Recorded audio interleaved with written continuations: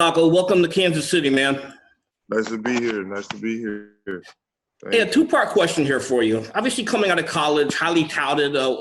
Why do you think it didn't work out in Dallas and in Miami? And what are you looking forward to being in Kansas City, especially being reunited with Frank Clark? I like to. Can you hear me? Can you hear me? Yep. Yes. We can hear you.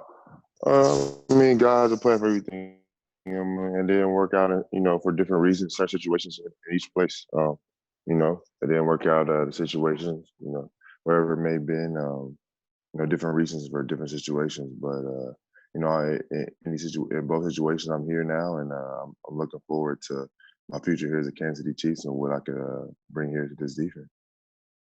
Let's go to Pete Sweeney. Go ahead, Pete. Hey, Taco. Welcome to Kansas City.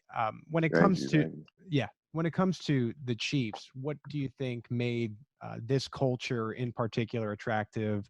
What did Frank tell you, and so on and so forth? Oh yeah, I mean it was a place I was looking forward to coming and search coming right off waivers. So once I cleared and me and Frank was on the phone, we were talking, and like I said, that's why nothing really else mattered to me. Money wise, nothing really mattered. I just wanted to play football. Wanted to go to a good situation where I could play some good football, and I feel like I can add myself to a good defense. All right, let's go to BJ Kissel. Go ahead, BJ. Hey, Taco, as Pete said, welcome to Kansas City, man. My question is just with the opportunity that you have here going into obviously the defending Super Bowl champions and the idea that, the players and the teams that handle this quarantine situation the best will put themselves in the best position to have a successful 2020. With as important as a year as this is for you going into next season, how have you utilized this time during the quarantine to improve yourself as a player?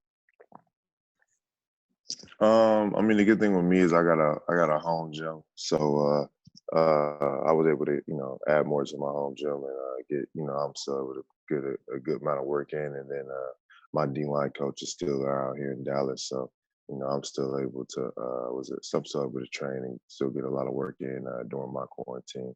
So I'm staying in the house as much as possible, but I can work out in the house and still get a lot of good work in, which is a good benefit for me.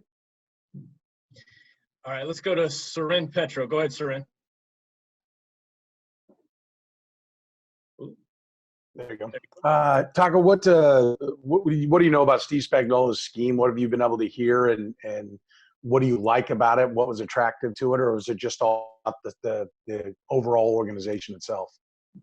I mean, there's everything about the organization from hearing how great of a coach Coach Reed is. Then once I talked to Frank, he telling me how great of a coach Coach Spags is, how great of a person he is, and how I like to play for him. Like I said, that's all I needed to really hear. And once I seen that, and once I got a chance myself to talk to him and talk to Coach Daly, like I said, I was all comfortable with coming here. And I think, like I said, I'm excited to see what I can bring here to Kansas City. All right, let's go to Mick Schaefer. Mick, go ahead. Hey, Taco, what's your relationship like with Frank? I know you're close. You backed him up, I believe, at Michigan. How similar are you guys off the field, on the field? I know he's kind of a character, and his one season in Kansas City certainly made his mark. Just trace back your relationship with him if you could. Me and Frank were real close. It's like my brother. So like my big brother. He's a person who in the Michigan, he kind of took me under his wing and guided me. And we continue that friendship, and brotherhood. Whenever he left, we talk all the time.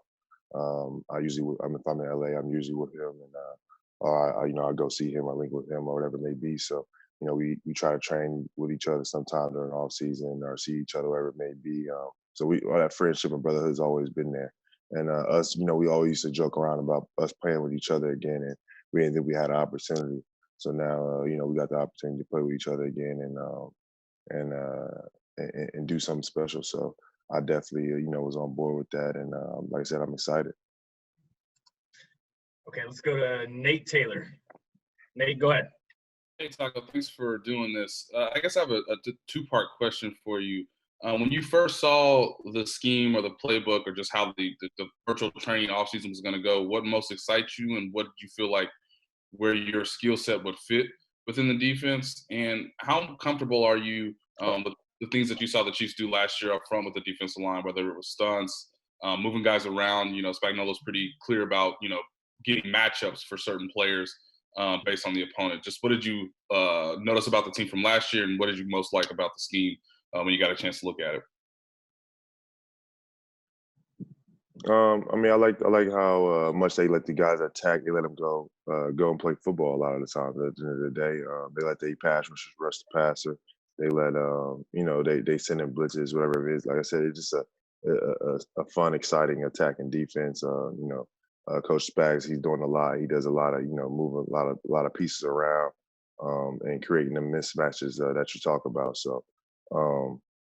Like I said, I'm excited. I was able to play in a lot of different defenses, from the 4-3 attacking defense in Dallas to more of the Patriots defense in Miami.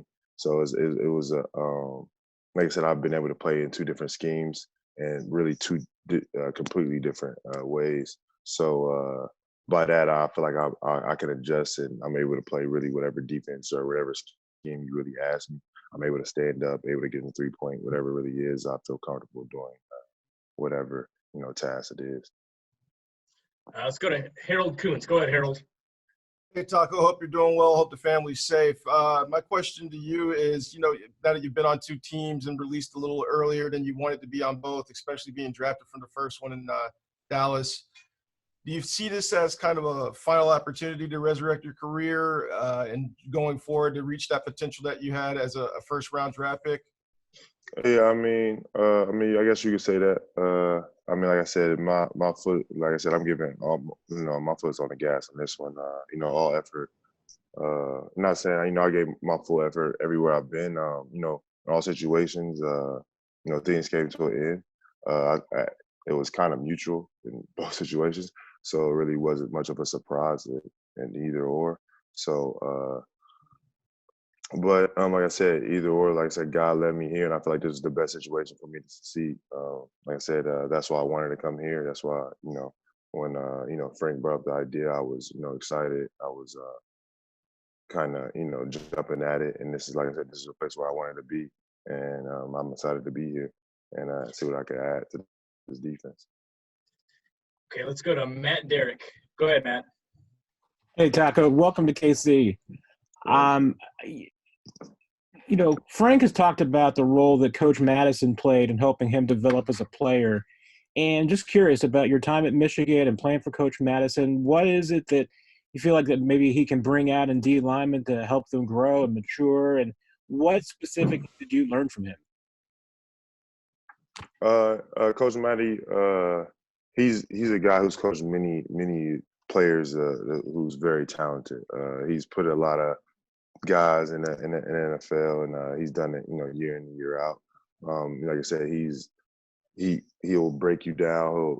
He'll make sure the fundamentals of this game, and like I said, you'll know how to play football the right way. Definitely, especially from run stopping to effort to everything a coach wants to see in the NFL. Like I said, he makes sure his guys is given that day in and day out. Especially, like I said, from effort. Like I said, being able to stop the run. And then, like I said, like I said, going in the pass rushing, especially, and that's something that we were able to kind of nurture out with, especially with competition with the guys he brought in. All right, guys, we've got time for a few more, so let's go Darren, Pete, and BJ to close us out. Go ahead, Darren. Hey, Taco. Welcome to Kansas City, and we may have to change your name from Taco to Barbecue Charlton. But first of all, I want to ask, what do you feel like you need to prove to yourself and to fans with you coming to Kansas City? And then also, just what are you hoping to get out of this outside of a Super Bowl? Like I said, it's a chance for definitely a chance for a year for me to prove myself and prove what I can still do on the field. I'm still confident in my ability. I just feel like with the right scheme, I could definitely show the right talent. So, like I said, looking at the scheme, talking to the coaches and talking to Frank, I feel like this is the right fit for me. and the right defensive scheme for me. So I think this would be the right place for me to, like I said, to show my talent and show that I'm able to still do a lot of great things on the field. Like I said, I was felt kind of out of position a little bit in the past. So this year, like I said, I feel like I'll be able to be comfortable and use my talents to my best of my ability. Go ahead, Pete Sweeney. Taco, I was wondering about the aspect of Rob Marinelli and bringing you sort of into the Dallas system, and now he is the defensive line coach for the Raiders. What dynamic is that going to be like playing him twice a year?